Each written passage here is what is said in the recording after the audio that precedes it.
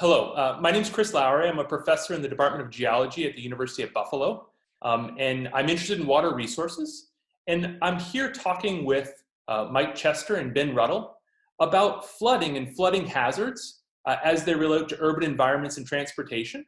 And so I'd like both Mike and Ben to introduce themselves and tell us a little bit about themselves, and then I have some questions for you, gentlemen. So go ahead, Mike. Thanks, Chris. This is Mikhail Chester. I go by Mike.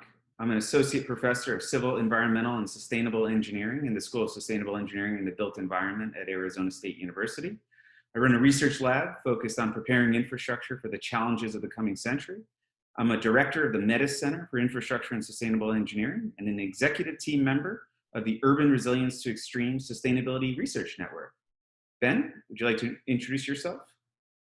Thanks, Mike. I'm Ben Ruddle, professor and director of the School of Informatics, Computing, and Cyber Systems at Northern Arizona University.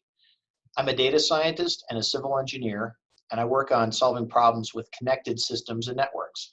These are problems that can be solved with better data. Water systems are my biggest focus. Thanks, Mike. Thanks, Ben.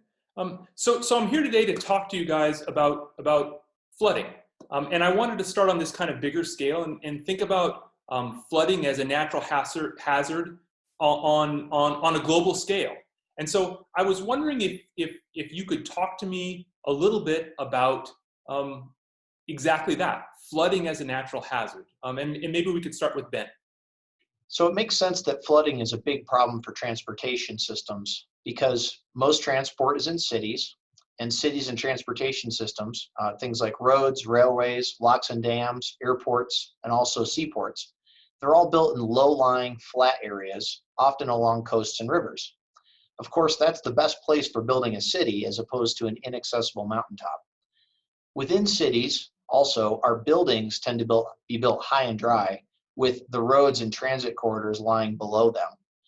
That makes a lot of sense in the big picture because water runs downhill, but it also means that our transportation systems are the first thing to go during big rains, storms, and floods. Well-engineered transportation systems rarely flood, but there's at least two reasons why the system might not be well-engineered. One good reason is that there hasn't been enough investment in the infrastructure yet, and that's common in many parts around the world. In the United States, in cities, our bigger issue, though, is that the systems were built for a different era, and the city has changed or grown, and also you might have climate change or sea level rise. So that has rendered the engineering that we did very well in past decades obsolete today. Regardless of the cause of the flooding, it's a big problem because people need to be able to move around, especially during floods and storms for emergency response. And if flooding becomes common enough, it becomes an even bigger issue because then you have to live with it in your daily life and it interferes with your work, at your school, and other activities. One of the things I've noticed, particularly zooming in on the state of Arizona, is that I'm seeing flooding that is flash flooding during the monsoon season, where it's a very quick event. And so I was wondering if you could elaborate a little bit for me, Mike, about this idea of flash flooding specifically related to the state of Arizona. Chris, that's right. Arizona has several unique and interesting conditions that contribute to flash flooding of infrastructure. First, the state experiences a monsoon season each fall, storms that have come through the Pacific and hit us as major rainbursts. We also have a mix of stormwater infrastructure with roads, some that are highly engineered underground pipes, while others are simply minimally engineered systems, essentially allowing water to move across roads as it travels through a wash without any major attempt at channelizing the flow. The infrequency of monsoon events also plays a role in that people don't often drive in heavy rains, and when they happen, may continue to try to drive or traverse floods. Lastly, urbanization in Phoenix has heavily paved both roads and parking surface area, creating limited opportunities for the ground to absorb runoff. Across Arizona, flash flooding generally leads to about a dozen deaths each year. In the urbanized areas of the state, we see major damage and disruption from flooding and storm events. Interesting. Thank you very much.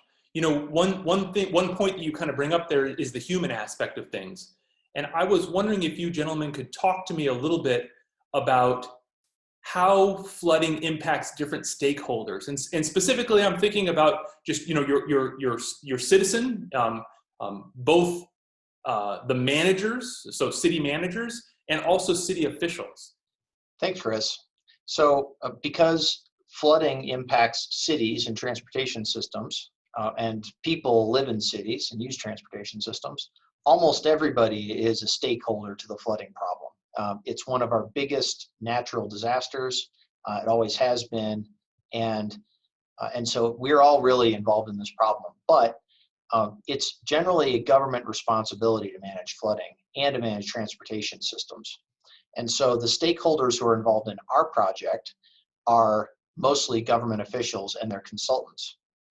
So during a flood emergency, public safety departments like police, fire, and also stormwater technicians, along with weather forecasters from the National Weather Service, they have the difficult job of predicting and warning about floods and getting the public out of the way. Also rescuing people who are caught in floods or are stranded or need help. In rural areas, those stakeholders have a bigger challenge because there aren't as many of those public safety staff, and it's a much bigger area to cover. Also, flooding tends to be worse in rural areas, and that's because the infrastructure just isn't as well developed there. Not as many people, not as many transportation systems, not as many resources, and so we invest more in the cities. Between flood emergencies, when it's not wet, there are urban planners, stormwater engineers, and others who are working to measure flood risk and engineer protection systems like stormwater basins, retention basins, floodways, drains, and the like. And backing them up is a group of primarily federal scientists working for NOAA and the USGS especially. And they're collecting rainfall and flooding statistics and providing the data, the hard numbers to the planners and engineers so that those planners and engineers can engineer effective systems. You know, it's interesting you talk about the rural versus the urban environments. And I was wondering, Mike, could you talk to us a little bit more about the infrastructure behind this? Sure, Chris. There's lots of different infrastructure dimensions to discuss when it comes to flooding. But one of particular interest to our group is that of, how do we focus resources to address the problem to minimize the impact? So there's a tremendous amount of resources that are invested each year into infrastructure in avoiding and responding to flooding. But there remains significant challenges in predicting or determining in real time how flooding is happening. That's where our project, the FloodAware project, and the IFSON backend come into play.